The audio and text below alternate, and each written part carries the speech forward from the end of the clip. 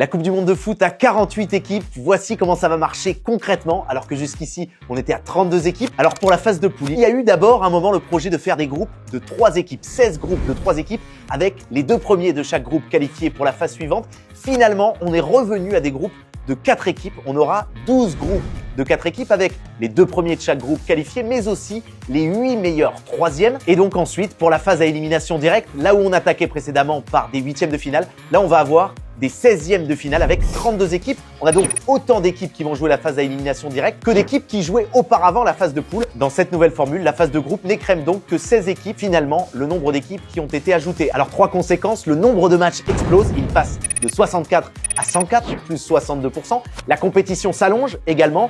On était autour d'un mois de compétition dans la formule précédente à 32 équipes. Pour la Coupe du Monde en Russie, les dates, c'était par exemple du 14 juin au 15 juillet 2018. Vous vous rappelez forcément de cette date. Pour la Coupe du Monde 2026, on sera là du 11 juin au 19 juillet. 39 jours de compétition, plus d'une semaine de plus. Et pour remporter la compétition, il faudra désormais disputer 8 matchs contre 7 auparavant. Et alors en plus, cette Coupe du Monde 2026, c'est la première à se dérouler dans 3 pays différents. 3 pays qui sont en plus immenses. États-Unis, Mexique, Canada, avec 3 fuseaux horaires différents. Même si face à ça, les organisateurs ont défini 3 zones, ouest, centre et est, et chaque équipe va disputer ses matchs dans une zone. Mais voilà, c'est beaucoup plus compliqué logistiquement cette Coupe du Monde à 48 équipes. Et alors dire que la FIFA réfléchit pour 2030 à une Coupe du Monde à 64 équipes, ça laisse perplexe.